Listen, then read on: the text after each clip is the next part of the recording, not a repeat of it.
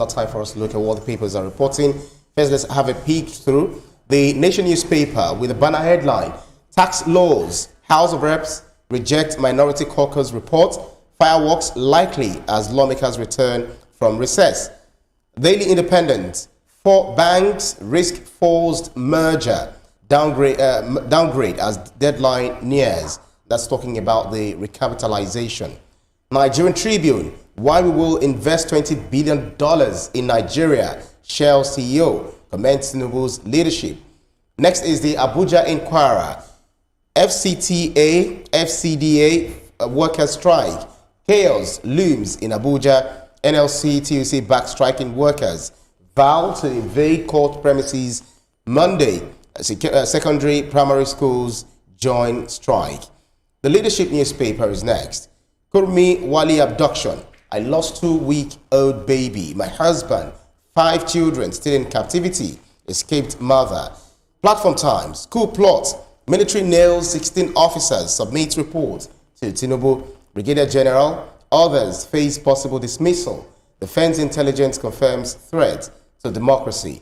Daily Trust: alleged coup. Military hands over report to Tinubu. And next is this Nigeria talking about politics. Yusuf versus Kwakwanso battle for Kano 6 million votes rages. Governor, National Assembly members, others join APC today. NNPP, Kwakwanso, this is biggest betrayal ever. The same thing with the Punch newspaper. 2027 battle. Kano earthquake as Yusuf dumps opposition for APC. NNPP senator attacks federal government over Kano's government's defection. And PDP, Kano governor's defection actually. PDP, ADC, other slap move as moral collapse, not political gain. The Daily Times: NFFL seeks constitutional backing for rotational presidency. The Nature News newspaper says Nigeria to launch maiden cloves farming initiatives with 74,000 farmers. And last but not least is Sport and Live. Brentford nil, Nottingham Forest 2. Awoni scores first goal of the season. And also former Turkey referee declares Osimhen a player with very high professional ethics. Right then, let's get down to brass tack by doing this with my colleagues, Olamide, Ria, and indeed our in-house analyst, Biodo Shomi. Let's start off with the Nation newspaper talking about the tax laws. The conversation is still on. We'll never stop having this conversation until we say we're there yet, already rather. So tax laws, House of Reps rejects Minority Caucus report, fireworks likely as lawmakers return from recess. Any action taken by a caucus in this regard is therefore non-binding, informal, and without legal or institutional consequences. That's the legislator, the authorities in the legislature, talking about. They're saying that it is for the speaker to assign whoever is going to oversee any ad hoc committee, whatever it is, not for the Minority Caucus, as that is not recognized by the House. Exactly. I think there's a lot of misunderstanding in this headline. It's not about the fine print of the tax reform laws. It's about the majority saying, minority, you don't get to decide for us. You don't get to shape the narrative around that, right? And that's what policy essentially is. But the side effect of this is that reforms of this tax law are going to slow down in the process. Implementation will be slow and low. If they're fighting internally, what does that mean for the wider implementation that the federal government is trying to push for these tax laws? There's been so much brouhaha and shenanigans around this tax reform law. The last thing we need is minority and majority in the House fighting internally about this. It's the last thing that the populace needs. Right now, they should be in the field pushing implementation, making sure that policy backs implementation. Absolutely. This is very unnecessary. Well, if you look at the House, they said that time has actually overtaken, the issue of what was written in the tax law is different from what was gazetted. But the House said that they already had a committee looking into it, not for the Minority Caucus. And the fact that the copies that we have, the 4 tax laws that we have, they're already gazetted and nothing is different in it. So in all of these, do you feel that some people are still worried as to the shape these tax laws are going to take? For me, Ibrahim, I'll just say that I worry about how we take things in Nigeria. I worry about how we handle very important things. It's very worrisome to see that we're having conversations about tax where some people say, oh, this is not what you wrote, this is what you wrote.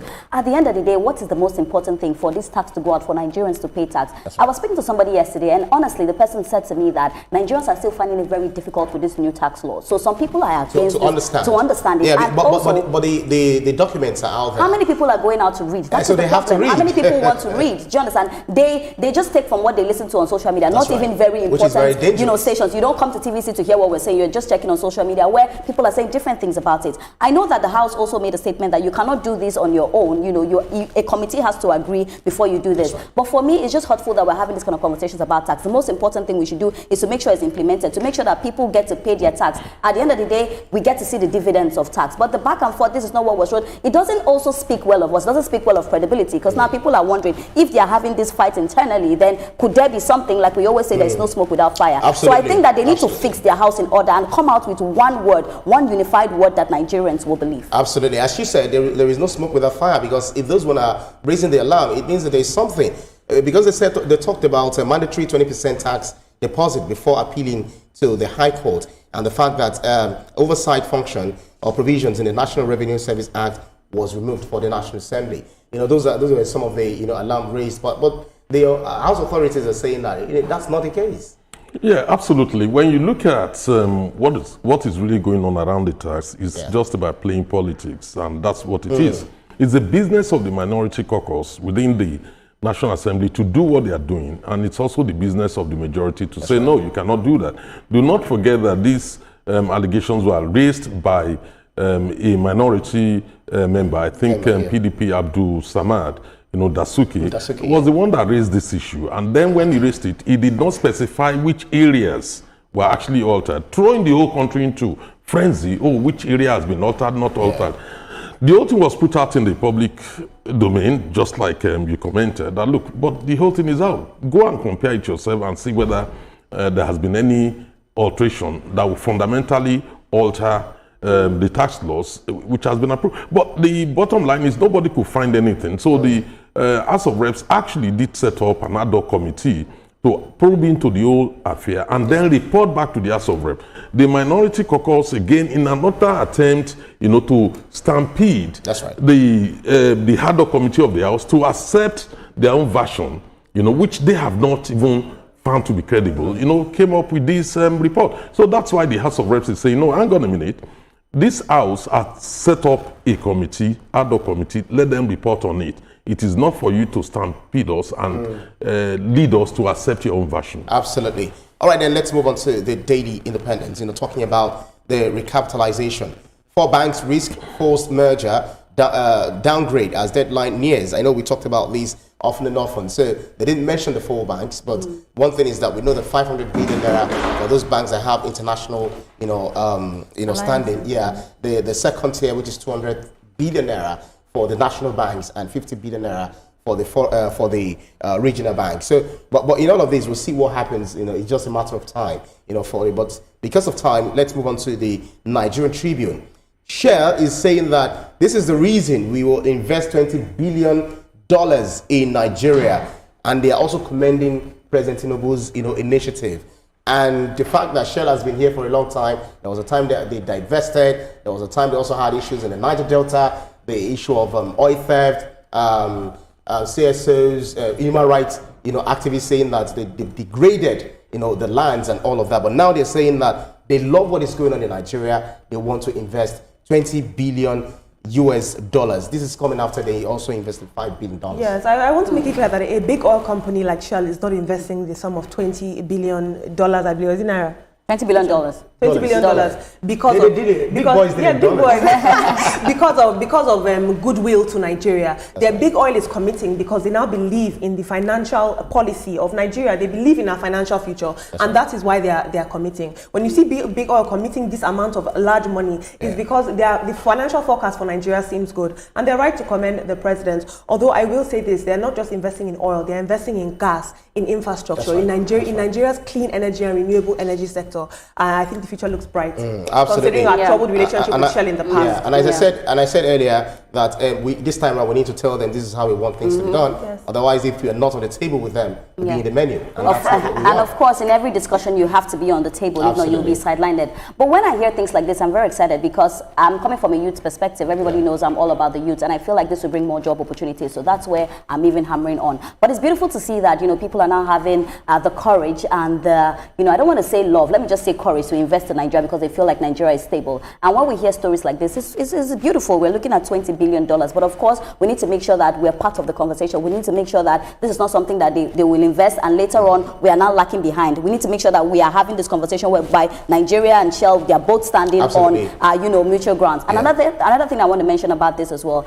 anytime we speak about things like this, I speak about insecurity. I tell you, there's a lot of people that want to invest in Nigeria, but oftentimes they're worried about, the insecurity here and there. So our economy is growing. Kudos to the president. Of course, we cannot deny the fact that there are some reforms that he has done that, others could not do. But what we need to do now is just make sure that we have quality security and, Nigerians can sleep and wake up peacefully. It is, I would still love to ask you, to stay with you on this as I come to Mr.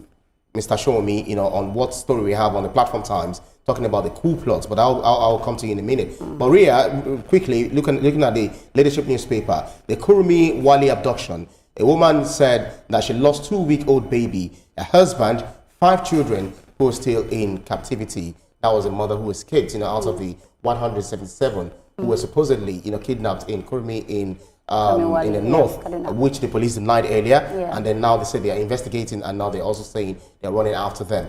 And the US is saying you need to take care of the Nigerian Christians. Indeed, every Nigerian every Nigerian citizens have to be taken care of. My heart is very heavy, and I'm speaking to people there. That is one story that I'm deeply following close by. I told you, some of the people that spoke to me, they told me they cannot cry anymore. When grief hits you, that the tears don't even drop out of your eyes. Now we're seeing a mother that lost her 2-month-old baby, a child. And when we speak about this, oftentimes, for the leadership, oftentimes we say that, we just break the news. But these people have been affected. A mother has lost her child. A father has lost his son. It's quite worrisome. And I understand where the U.S. is coming from. And that's why we need to work together with the U.S. in terms of intelligence. Because, Ibrahim, it's one too many times. This is not the first time this has happened. In that same Kaduna, I can list places for you that we've seen mass, and I call it senseless kidnapping, that it doesn't even make sense. What are we doing? Are we waiting for something to happen before we say something? Or are we putting measures in place that this don't happen again? People should be able to go to churches. People in that community right now are telling me that they don't even want to go to church because they are afraid. Now you are in a country that you are scared to worship your God.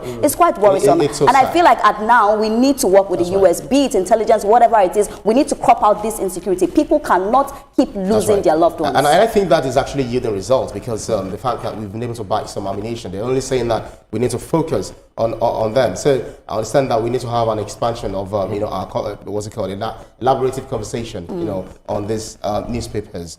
But if you look at the Platform Times, vis-a-vis what Ria also said, October the 1st, the National Parade was actually cancelled as a result, even though they said it was administrative, reason, for administrative reasons. But later on, we got to hear that there was a coup plot, and the military nailed 16 officers submit reports to Tinubu. The same thing for the Daily Trust. They said alleged coup, military hands over report to Tinubu. They made different traces, and they were able to ascertain that this also involved Brigadier General, others also to face possible dismissal, and Defense Intelligence confirms threat to democracy. How come we're talking about coup in 2025, albeit this is 2026?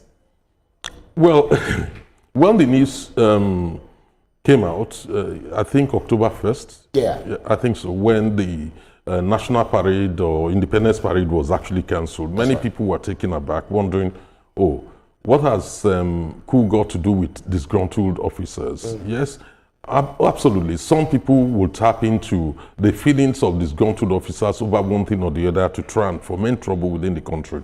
Then we later learned that a former governor was linked to it, who I still believe is out of the country. That's right. He's at large. He's at large. So it speaks a lot about what has happened, because eventually, if you have nothing to hide, why don't you come back and say, look, hang on a minute, I'm here, probe me, I have nothing to do with it.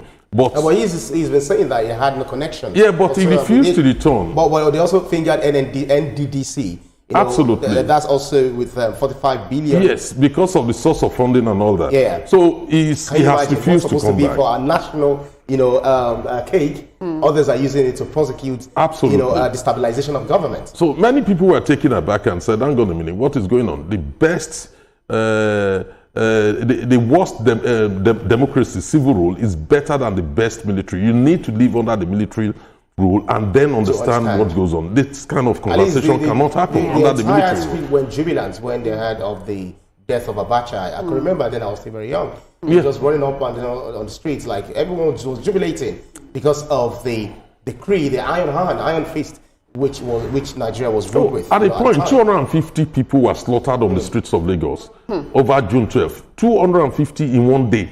The military doesn't care. You remember what happened with the Shiites in Zaria? That's right. When Buratai was chief of army staff. Yes, we might not even accept. But then it was under democracy. It wasn't. Well, absolutely. But the way the military reacts to issues, we might say that, look, we are not accepting amnesty figure of 800 people killed, but the official figure was pointing at 250, 300 also. So for me, that tells you what to expect when you're under the military. So for some people to even dream of bringing back the military to this country, for me, is totally unacceptable. Then one thing you need to understand is the military rule and their laws are totally different from ours. So they have a right to keep them, probe into the issues, court-martial them if necessary, and then give their own verdict. But at the end of the day, I don't think Nigerians want to truncate democracy. No matter. There will always be one or few people who are disgruntled, but because I don't think I feel we know the importance of democracy. Now, I just want to talk about democracy, But Mr. Biodo, I would say with you, some people actually do not want it. It's sad. Not everybody wants the progress of Nigeria, because we know that democracy is for the people, and at the end of the day, the government is for the people. But you're right. That's according to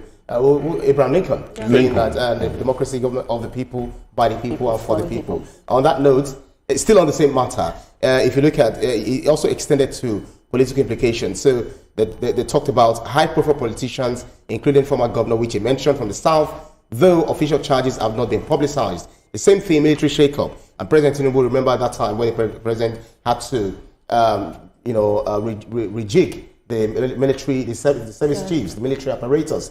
In all of this, talking about coup in this present day and time, what if that had happened?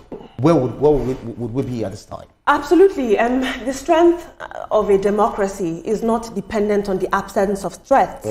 It's dependent on how institutions respond to these threats. That's right. And what this tells me, the fact that the military submitted a detailed report to the president on the details of this coup, the fact that they named officers involved, shows me that our institutional guardrails are still very much strong and holding. The president has responded the best way he possibly can. And for the military to be in collaboration and cooperating with the presidency so well concerning the details of this coup tells me that it's a few bad officers. What I find very interesting about the concept of coups in Nigeria is that Nigerians seem to have forgotten our history and how much bloodshed there were in coups past. You might not be happy with this current government or even the presidency, but trust me, military rule is something that Nigeria holds a lot of scars from. I remember when my father, Professor Femi Odekunle, was arrested, he was accused of plotting a coup along with Dia, and he was arrested. And I'll tell you what, President Bola Tinubu is a very, very merciful man, because the way that Abacha treated my father, till today, my family still holds that scar. So if you guys are thinking that a coup plotting is light work, it is not. There are very serious consequences. But what data can the presidency take from this coup threat? It can tell us that there's many internal grievances,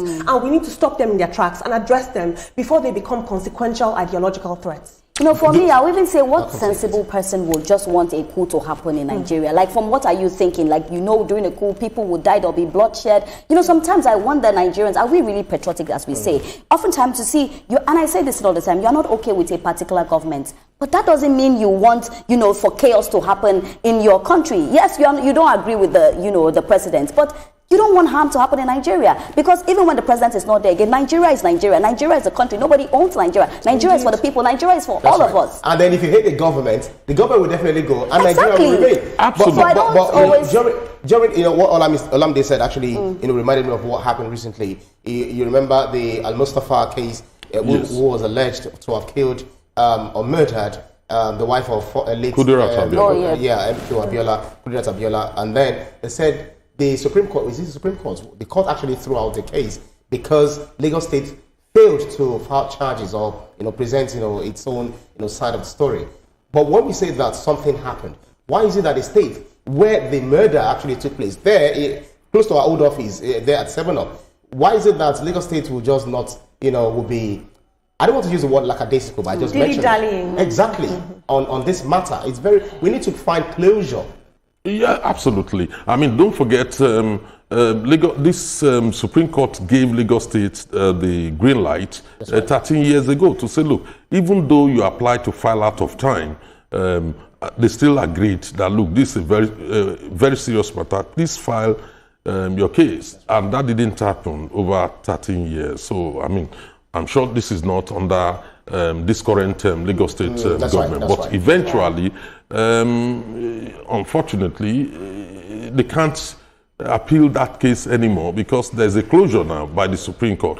But what we need to understand about the implications of coup and all these issues is, one, for instance, look at what would have happened to our country. That's right. Assuming there had been a coup. One, we will have lost about $37 billion in foreign investment in our country because the foreign investors now have confidence in our country. And I will tell you how.